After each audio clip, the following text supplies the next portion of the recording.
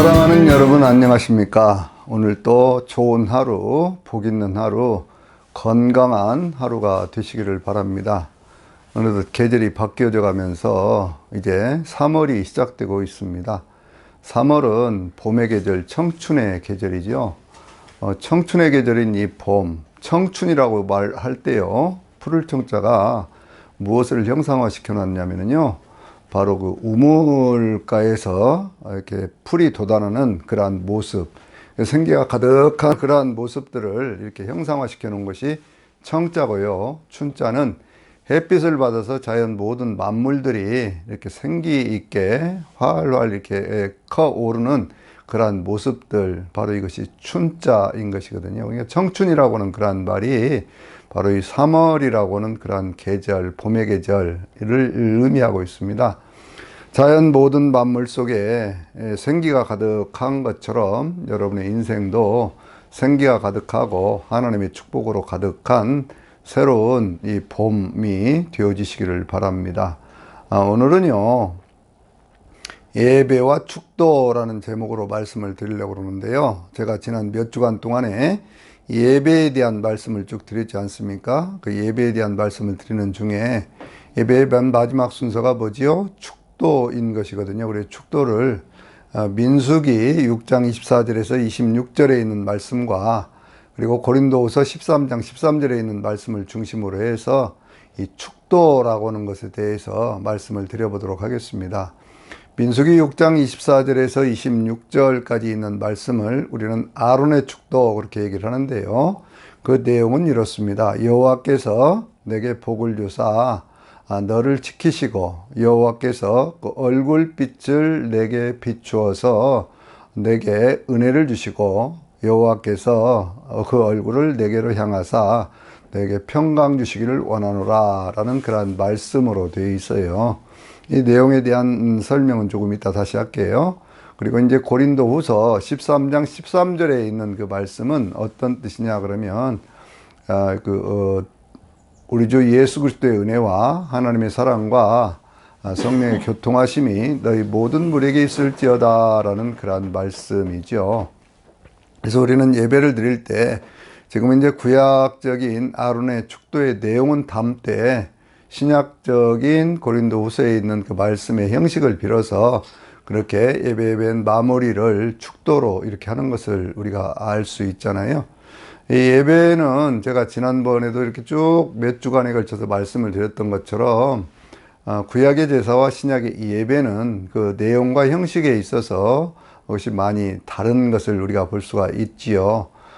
그런데 이제 신약의 예배, 오늘 우리가 드리고 있는 예배라고 하는 것은 그것은 찬양에서부터 출발한다 이런 말씀을 드렸어요. 예배에 대한 내용들을 다시 찬양, 기도, 말씀, 헌금, 축도라고 하는 5가지에 대해서 간략하게 먼저 말씀을 다시 드려볼게요. 먼저 우리는 뭘 하죠? 찬양을 합니다. 왜 찬양을 하냐면 하나님은 찬양을 받으시기에 우리를 지으셨다고 성경이 말씀하고 있기도 하고 또 주님은 찬양 중에 거하시는 주, 우리가 이렇게 얘기를 하잖아요.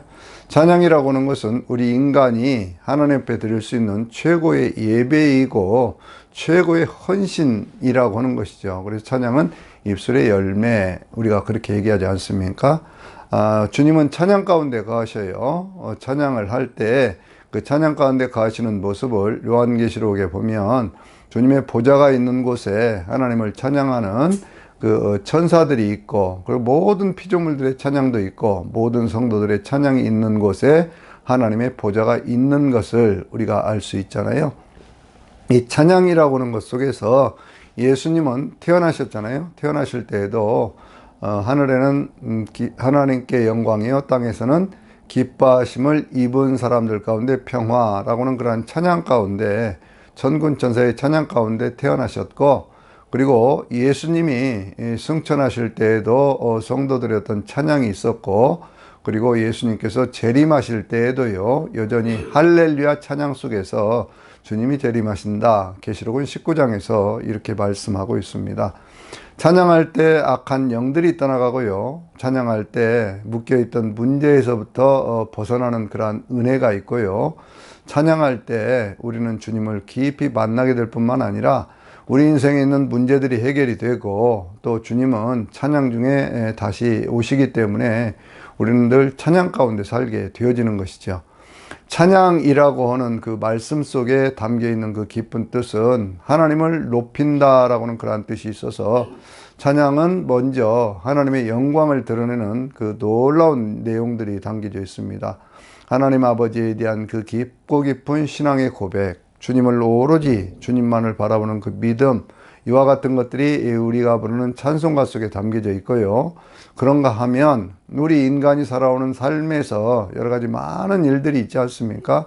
그럴 때 그 아픔과 외로움과 슬픔과 고통을 다 위로해 주시는 하나님의 은혜에 대한 감사와 고백, 하나님의 사랑에 대한 그 믿음, 이런 것들을 고백하고 찬양하는 것이 바로 우리의 하나님께 드리는 찬양 아니겠습니까? 그래서 우리는 예배를 드릴 때 찬송이 예배다라고는 그러한 마음 가지고 하나님을 가장 높이 높일 수 있는 그러한 찬양의 사람들이 되어져야 되는 것입니다.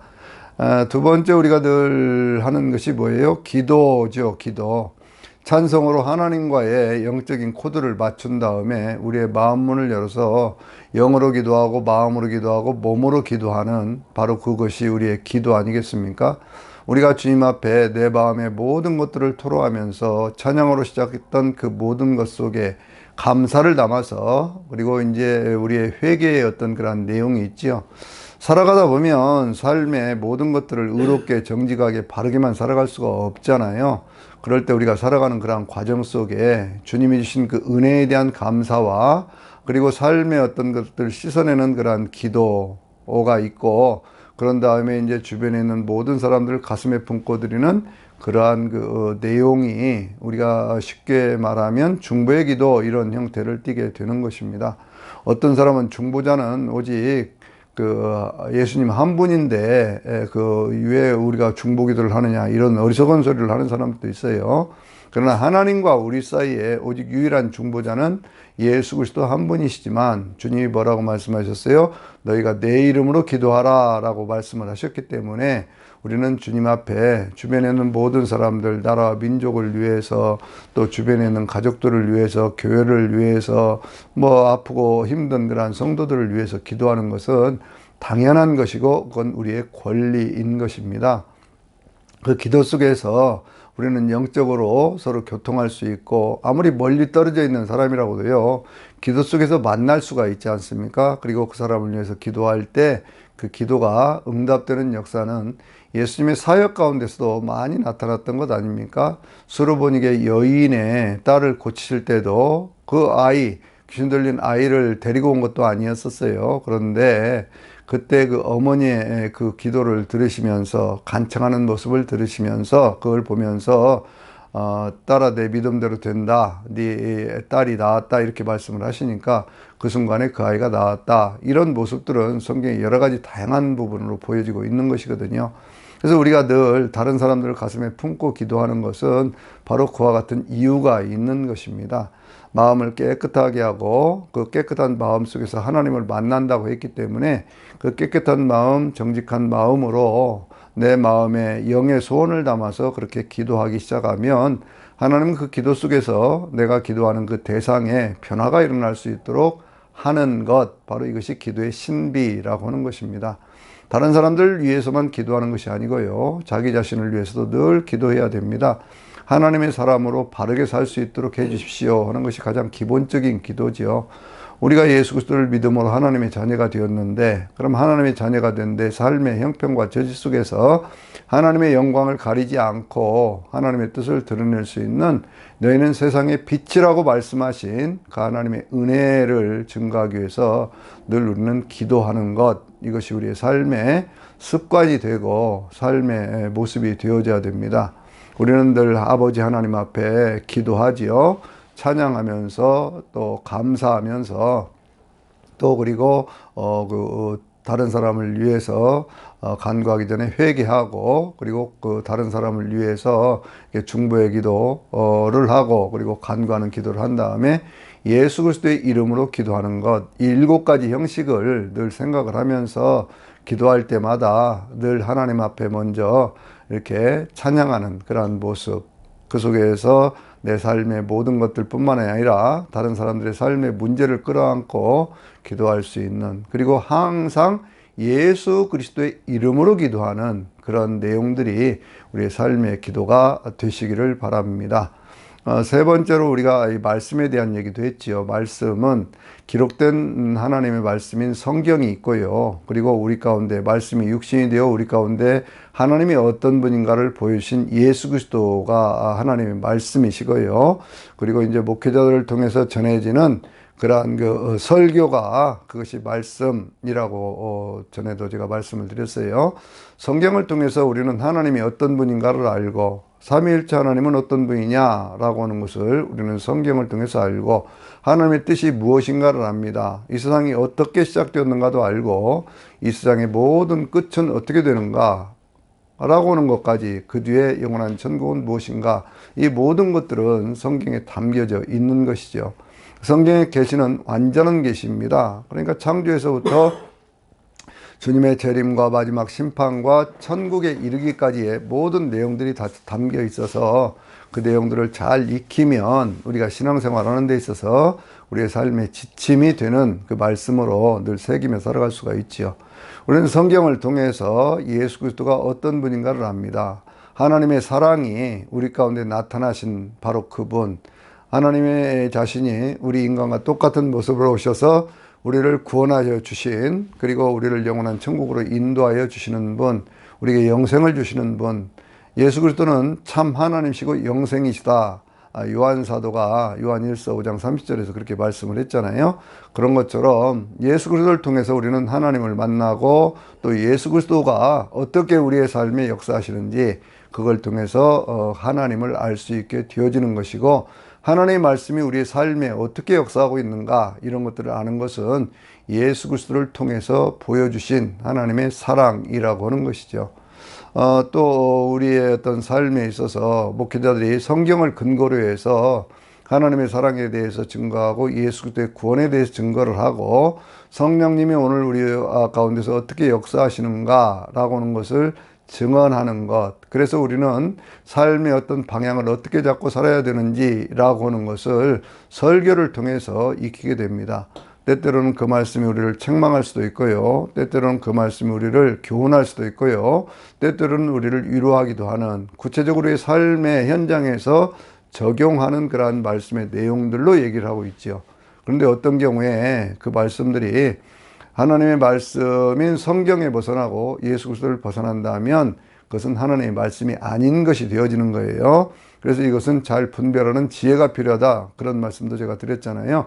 그건 무슨 얘기냐 그러면, 우리가 어떤 설교를 들을 때 항상 갖춰야 될 태도 가운데 하나가 뭐냐, 먼저는 우리가 데살로니가전서 2장에 있는 2장 13절에 있는 그러한 말씀처럼 너희가 이 말씀을 받을 때 사람의 말로 받지 아니하고 하나님 말씀으로 받음이니 진실로 그러하다, 이 말씀이 믿는 너희들 가운데 역사하느니라 라는 말씀처럼 우리가 그 말씀을 열린 마음으로 받는 자세는 굉장히 중요한 것입니다. 그런데 열린 마음으로 받았다고 해서 그 모든 것들이 다 하나님의 말씀이다, 이런 것은 아니거든요. 거짓된 가르침도 섞여 있을 수가 있습니다. 이단들이 하는 것들은 설교라고 얘기를 우리가 하지 않지 않습니까? 근데 모든 것들을 그냥 다 설교 그렇게 뭉뚱그려서 얘기하면 안 된다는 것이죠. 그래서 사도행전 17장 11절에 있는 말씀에 보면 베레아 사람들은 데살로니가에 있는 사람들보다 더욱 너그러워서 날마다 그 말씀이 진실로 그러한지, 성경에 있는 말씀과 부합하는지, 진리의 가르침과 함께 그것이 맞는 것인지 그것을 상고했다, 이렇게 말씀하고 있잖아요. 그러니까 어떤 설교를 들을 때 그 말씀을 아멘으로 먼저 받는 열린 자세는 중요한 거예요. 너그럽다, 그 말이 그런 뜻이거든요. 그런데 그 말씀이 진짜 하나님의 말씀과 맞는 것이냐라고 하는 것은 성경에 근거해서 그것을 판단할 수 있어야 된다, 그런 뜻이에요. 그러지 않으면 자칫 잘못하면요, 요즘 이단들에 빠진 사람들이 보여주는 것 같은 잘못된 태도를 갖게 되어지는 겁니다. 신앙을 가졌다고 하는데 하나님의 말씀과는 전혀 상관이 없는 그러한 모습들을 보여주는 것, 그것은 성경이 가르쳐주는 하나님의 말씀이 아닌 그러한 내용들로 교육을 받고 그런 것들로 양육을 받았기 때문에 그런 것이거든요. 그래서 우리가 늘 하나님의 말씀이 말씀되게 하는 그러한 은혜가 우리 모두에게 있어야 됩니다. 전하는 사람도 마찬가지고요. 그 말씀을 듣는 사람도 마찬가지로 모두가 다 시냇물가에 심은 나무와 같이 그렇게 되어질 수 있게 되시기를 바랍니다. 그 다음에 이제 우리가 헌금을 하잖아요. 헌금을 하는데, 헌금은 크게 보면은요, 그 11조가 있고, 그리고 감사헌금이 있고, 목적헌금이 있습니다. 그러니까 이제 그 감사헌금, 그렇게 우리가 얘기를 할 때는요, 쉽게 얘기를 하면 그것은 절기헌금과 같은 것, 이런 것들은 감사헌금이죠. 헌금이라고 하는 것은 무엇을 위해서 우리가 드리는 것이냐, 그러면 그것은 하나님의 교회를 세우기 위해서 하는 것입니다. 하나님의 교회를 전적으로 그것을 이제 그 일만을 할 수 있도록 하는 교육자들이 있잖아요. 그러니까 교육자들의 생활을 돌보고, 그리고 교회가 하는 많은 일들이 있잖아요. 구제사업도 있고, 또 뭐 선교사업도 있고, 교육사업도 있고, 뭐 여러 가지 많은 것들이 있지 않습니까? 그러한 일들이 효율적으로 될 수 있도록 하기 위해서 우리는 헌금을 하는 것이고요. 또 교회가 가장 힘쓰고 애써야 될 일 가운데 하나가 뭐냐면 사랑의 실천이라고 하는 것이죠. 사랑의 실천이라고 하는 것은 어렵고 힘든 이웃들을 돌보는 것, 바로 이것이 교회가 가지고 있는 가장 기본적인 그런 기능들이거든요. 그러니까 우리가 하나님 앞에서 11조를 드린다라고 하는 것, 그것이 왜 중요하냐 그러면 적어도 그와 같은 것들이 이렇게 어느 정도 액수가 이렇게 다 모여져야만, 11조라고 하는 것은 제가 전에도 말씀을 드렸지만 그냥 단순한 10분의 1이라는 의미가 아니에요. 10이라고 하는 것은 완전한 숫자이기 때문에 나는 하나님의 온전하심, 그것을 인정한다라고는 그런 뜻이고, 내가 하나님의 자녀입니다 라고 하는 것을 받아들이고 하나님께서 원하시는 뜻을 이루기 위해서 나는 주님 앞에 이 헌금을 드립니다 라고 하는 그 의미가 먼저인 것입니다. 그러니까 그것은 액수가 많다 적다의 문제가 아니고 내 마음의 정성이 모아져서 주님을 온전히 인정하고 드리는 그 마음, 그 믿음이 바로 11조의 정신이라고 하는 거예요.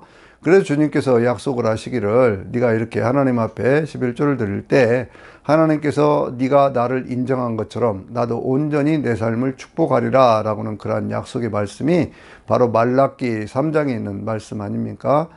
창고문을 열어서 주님께서 너를 그렇게 축복하여 주는지 한번 시험하여 보라 라고 말씀하실 정도로, 그렇게 주님께서는 11조의 어떤 그런 삶을 실천하는 사람들, 그러니까 단순히 어떤 물질적인 것뿐만 아니라 생활 전반에 걸쳐서 먼저 하나님을 인정하고 사는 하나님의 자녀된 삶을 살아가는 사람들에게 주님은 말씀하셨어요. 중간에 새는 구멍 막아주겠다 이렇게 말씀하죠. 황충이 중간에 먹어버리는 일 없게 하겠다.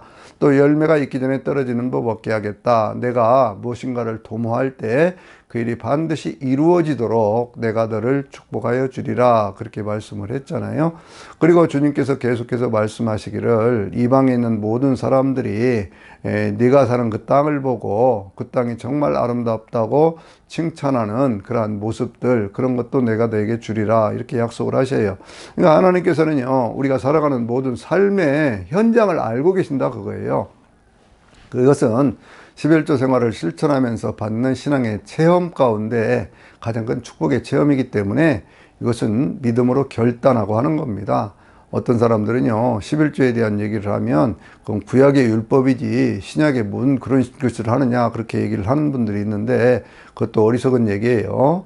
마태복음 23장 23절에서 주님께서는 너희가 근처와 해양과 같은 그러한 채소까지도 다 11조를 하는데 의와 인과 신은 버렸다, 그렇게 말씀을 하시면서도 뭐라고 말씀하셨냐면, 네가 어떤 그러한 이것도 하고 저것도 해야 된다, 이렇게 말씀을 하셨거든요. 그러니까 이제 물질적인 11조도 하고 생활 속에 의의 11조, 믿음의 11조, 사랑의 11조도 해야 된다라고 하는 그러한 의미에서 주님께서 그것도 말씀하셨던 것을 우리는 기억해야 됩니다.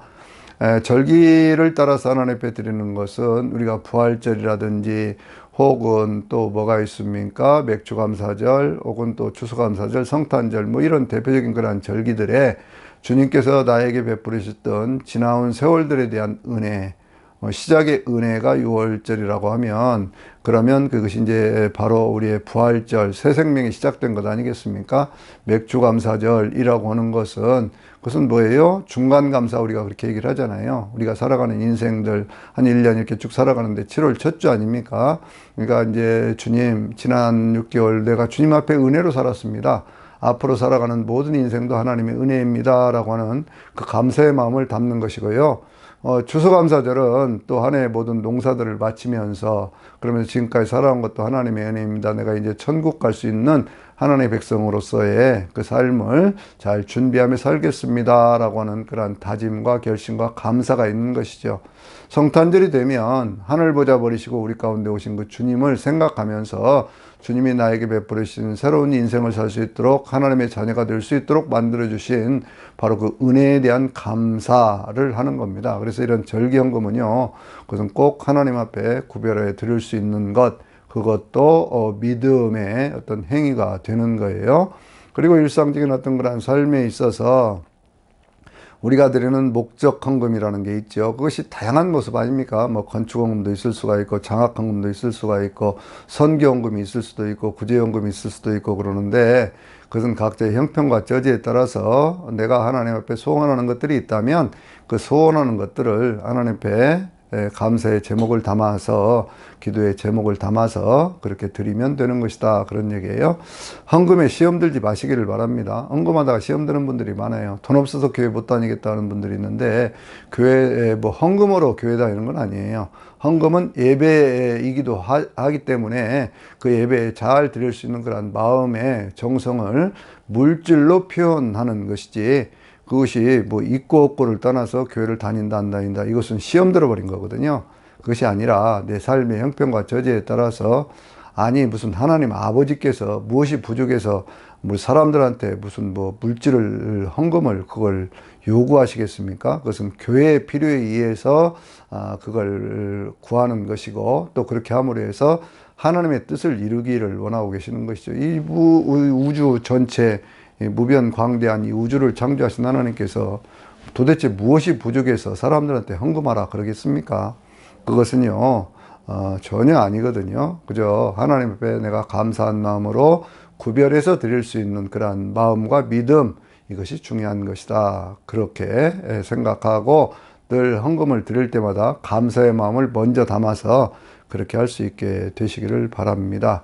오늘은요, 제가 이제 예배를 마무리할 때 드리는 이 축도라고 하는 것을, 축도라는 말은 다른 말로 얘기하면 축복기도예요. 축복기도. 그러니까 모든 예배를 잘 드렸습니다. 하나님 앞에 찬송도 하고 또 기도도 하고 하나님의 말씀도 잘 받았습니다. 그러면 그 다음에 뭘 해야 되죠? 이제 세상 가운데 나가야 되잖아요. 그래서 세상 가운데 나갈 때 참 하나님은 좋으신 하나님이에요. 그냥 가라 그렇게 하지 않고 하나님의 축복을 담아서 그렇게 축복된 인생을 네가 세상 가운데 가서 살아야 된다 라고 하는 그 마음으로 되어져 있는 것이 바로 축도라는 거예요. 그러니까 아론의 축도를 보면요, 하나님께서 내게 복을 주시사 그러잖아요. 먼저 이 축복의 기도는, 아론의 축도는 오른손을 이렇게 들어서 이렇게 하던 그런 기도입니다. 양손을 들어서 하는 것은 신약적인 지금 교회에서 하고 있는 그런 축복 기도의 그 내용인데요. 한 손, 오른손이라는 뭐예요? 하나님의 권능의 손이죠. 권능의 손을 들어서 하나님께서 내게 복을 주시사 그러거든요. 인생 자체가 복된 인생을 살기를 원하는 것은 하나님이 영원히 하나님의 자녀들에게 원하시는 일이고 그 일을 빌어주신다 생각해 보면, 우리 인생이라고 하는 것은요, 늘 복 있는 인생을 살려고 하는 그러한 마음, 다짐, 결심 뭐 이런 것들이 있어져야 되는 거예요. 하나님은 내 인생이 어떤 버려진 인생으로 살기를 원치를 않으셔요. 그래서 하나님께서 우리에게 복을 주신다 그랬는데, 맨 처음에 복이 뭐냐 그러면 너를 지키시기를 원한다 그랬잖아요. 이 말씀은요, 오늘 우리들의 삶에도 지금은 그래도 많이 안정된 삶 아닙니까? 그런데 지금부터 이것이 이런 기도들이 되어졌던 때가 언제냐 그러면, 이스라엘 백성들이 출애굽을 하던 그러한 시기에 이 민수기에 있는 기도문 아닙니까? 그러면 이것이 뭐예요? 이스라엘 백성들이 애굽에서부터 출발을 해서 가나안 땅으로 가는 그 길인데, 그 길에는 많은 어려움이 있지 않습니까? 광야라고 하는 것은요, 특별히 많은 맹수떼도 있고 수없이 많은 적들이 있고 막 그런 그 위험한 장소이거든요. 낮에는 뜨겁고 밤에는 춥고 그런 장소이거든요. 그럴 때 하나님 우리를 지켜주세요 라는 그 기도가, 그 축복이 얼마나 귀한 것입니까? 야곱도 그 자기 삼촌 라반의 집으로 집을 떠나서 갈 때 그때 드렸던 그 기도 가운데 하나가 바로 그거 아닙니까? 하나님 아버지, 내가 오는 길에, 오고 가는 길에 나를 지켜주시고, 여기서부터 출발을 하거든요. 그 사람들 특별히 유목을 하는 그러한 사람들의 경험이 있었기 때문에 양을 치면서 늑대가 달라든다든지 무슨 뭐 사자가 달라든지 그러면 꼼짝없이 그냥 양떼나 그런 것들을 빼앗길 수밖에 없었던 그러한 생활, 그리고 천막을 치고 이렇게 계속해서 이동해 가는 그러한 생활 속에서 하나님은 여전히 그들을 인도해 주시고 그들을 지켜 주셔야 되는 거거든요. 그래서 바로 하나님께서 인생을 지켜주십시오 라고 하는 것은 우리의 영원한 기도 가운데도 하나입니다. 하나님, 내 인생을 지켜주세요, 내 인생을 인도해 주세요 하는 것은요, 우리가 늘 하나님 앞에 기도하는 내용이기도 하고, 하나님 아버지께서 우리에게 복을 주실 때 가장 먼저 주시는 복이 뭐예요? 지켜주시는 복, 그 얘기입니다. 두 번째는 하나님께서 그 얼굴빛을 비추사라고 하는 것이죠. 얼굴빛을 비추신다고 하는 것은 빛을 비추신다고 하는 거예요. 빛을 비추시면서 하나님께서 우리에게 뭘 주셔요? 은혜를 주신다라고 얘기를 하고 있는 것이죠. 은혜. 하나님께서 내게 은혜를 주시사, 이 은혜라고 하는 것이 신약 성경의 신약 시대의 축도 가운데 맨 처음에 우리가 뭐라고 얘기합니까? 예수 그리스도의 은혜, 그걸 얘기하지 않습니까? 예수 그리스도의 은혜, 그걸 얘기하는 것처럼 구약 시대도 하나님의 은혜, 값없이 베풀으시는 하나님의 사랑에 대한 그 고백이 내가 무엇을 꼭 잘해서가 아니라 자식이기 때문에 사랑하시는 하나님의 그 은혜라고 하는 그것을 늘 그 사람들은 하나님 어떤 치료의 광선을 발하여 주시고 하나님의 놀라운 은혜 가운데 내 삶이 은혜로운 삶이 되어지기를 원합니다. 그렇게 얘기를 했어요. 은혜라고는 그러한 단어는요, 노아에게 맨 처음에 썼던 그러한 단어거든요. 창세기 6장 8절에 있는 그러한 말씀을 보면요, 노아는 의로운 사람이었고 그래서 하나님의 은혜를 입은 자더라, 그렇게 말씀하고 있습니다. 세상에 수없이 많은 일 가운데서도 구별된 사랑이라고 하는 것이 바로 은혜라고 하는 거예요. 그 은혜라고 하는 것을 넘어서서 그 다음에는 뭐라고 얘기를 하냐면요, 이렇게 얘기하고 있잖아요. 하나님께서 그 얼굴을 너를 향하사, 그래요. 하나님께서 사방 천지만 바라보는 것이 아니라 너에게 관심이 있다, 그 말씀이죠. 저나 여러분에게 관심이 있다, 그 말씀이죠. 그래서 뭘 빌어주시는 거예요? 평강을 주시기를 원하노라 그랬습니다. 평강이라고 하는 것은 샬롬의 세계예요. 모든 것이 부족하지 않고 불안하지 않고 그런 거 아닙니까? 인간의 고통이 어디서부터 오는 겁니까? 인간의 고통이라고 하는 것은 마음속에 있는 불안과 생활의 결핍에서 오는 거거든요. 여러분 잘 생각해 보세요. 우리가 살아가는 인생에 뭔가 부족한 것이 없고 항상 넉넉하다고 하면 그럼 뭐 그 마음이 고통스럽거나 뭐 생활에 어려움이 있거나 그러겠습니까? 근데 그것이 왜 그러느냐? 우리가 인간이 육신을 가지고 살아가는 모든 동안에는요, 마음속에 하나님 주시는 평안이 있다고 할지라도 생활의 결핍, 궁핍이라고 하는 것은 늘 나타나고 있는 것들 아니겠습니까? 그래서 하나님께서 너에게 샬롬의 세계, 부족함이 없고 마음의 불안함이 없고 평안을 누리는 그러한 삶을 살기를 원한다, 이렇게 말씀하고 있어요. 히브리어 원문을 보면은요, 여기에 쓰여진 단어들의 그 숫자 배열을 보면 아주 놀라운 것을 우리가 발견할 수 있는데, 그것은 뭐냐면 처음에 이제 24절, 25절, 26절이 거기가 이제 지키심, 그리고 은혜, 그 다음에 평강인데 단어 숫자가 어떻게 되어 있느냐 그러면 히브리어 단어로 보면요, 3, 5, 7 이렇게 되어 있어요. 이게 놀라운 거 아닙니까? 갈수록 더 커져가는 그러한 축복의 삶, 이걸 지금 말씀하고 있는 거 아니겠어요? 단순히 지키시는 것뿐만이 아니라 은혜를 베풀으시고 평강을 빌어주시는 그 하나님의 놀라운 은혜의 세계, 갈수록 더 좋아지는 삶, 아름다운 삶이 꼭 되시기를 바랍니다. 우리가 신약시대에 목사님들이 두 손을 들어서 이렇게 축복을 하는데, 이것은 뭐냐면 하나님이 내 인생 가운데 주셨던, 내가 통로가 되어져서 내 손을 통해서 빌어주는 이 모든 축복들이 빛이 되고 축복이 되어서 성도들의 삶에 이루어지기를 원합니다 라는 그러한 마음에서요, 두 손을 들고 성도들을 향하여 그렇게 축복하고 있는 것이죠. 축복 기도를 할 때는 항상 앞을 향해서 이렇게 하지 않습니까? 우리가 하나님 앞에 기도할 때는요, 두 손 들고 하늘을 향해서 하나님 인생을 축복해 주십시오 하는 그러한 기도를 하는 것처럼 우리가 늘 그렇게 기도를 하는데요, 첫째가 뭐예요? 우리 주 예수 그리스도의 은혜. 이게 구약시대에 그냥 하나님께서 베풀으셨던 그 은혜라고 하는 것을 구체적으로 뭐라고 말씀하고 있어요? 예수 그리스도의 은혜, 이렇게 얘기를 합니다. 그 은혜가 뭐냐? 그러면 그것은 주님께서 갈릴리 사역뿐만 아니라 십자가 사역을 통해서 이렇게 쭉 보여주셨던 그 모든 것들이, 그것이 전부가 다 그것이 은혜라고 하는 것이거든요. 그것이 속죄의 사역이고요.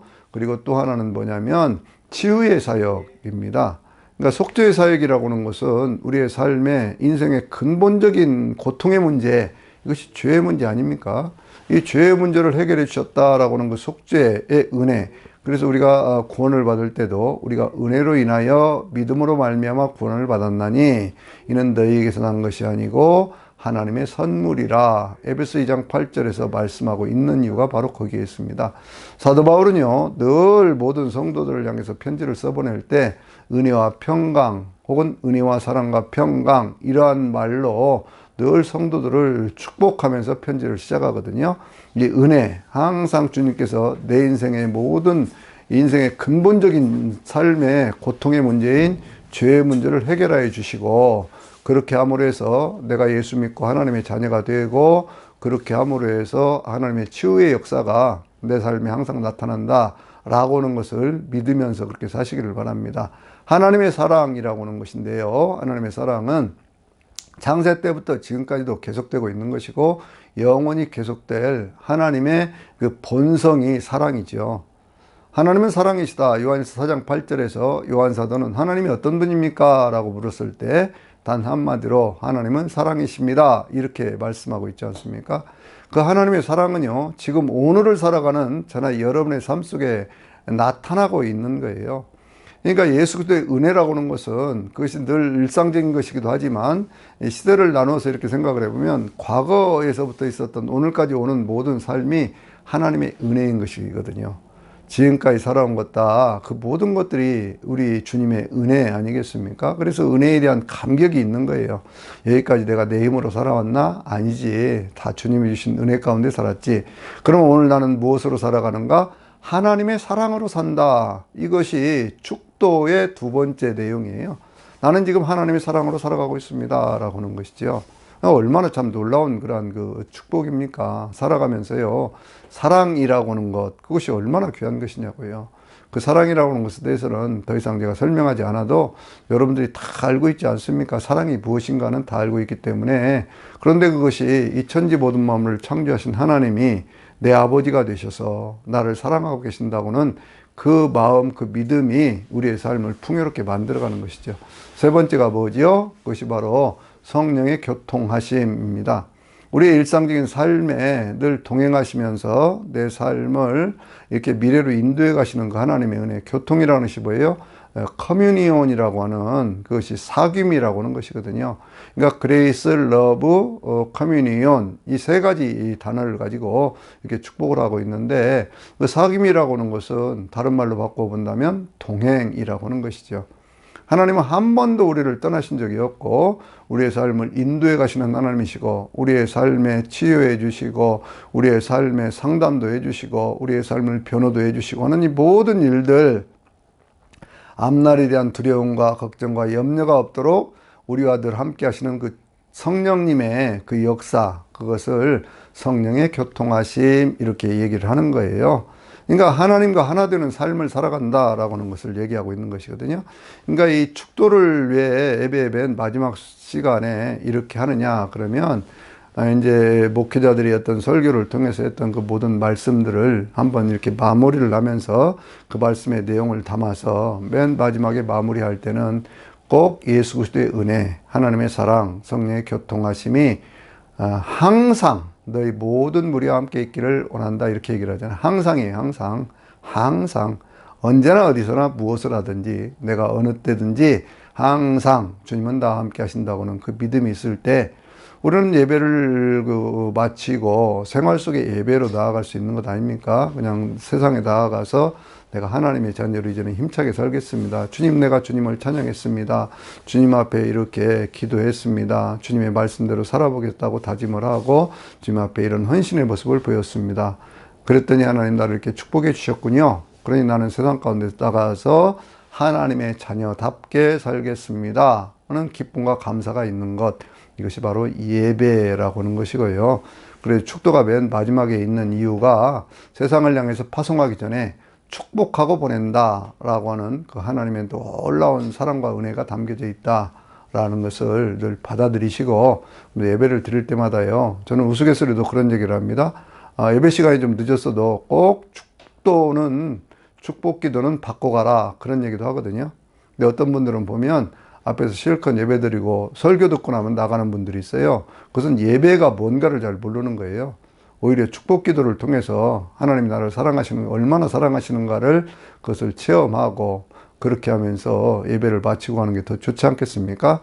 그러니까 처음부터 끝까지 정성으로 예배를 드려야 되지만, 하여튼 축복 기도, 축도가 끝날 때까지는 늘 하나님 앞에서 경건한 모습으로, 기쁜 마음으로, 감사한 마음으로 그렇게 함께 우리가 예배를 드리면서 주님의 은혜와 영광을 드릴 수 있는 저는 여러분 되시기를 주의 이름으로 축원합니다. 아멘.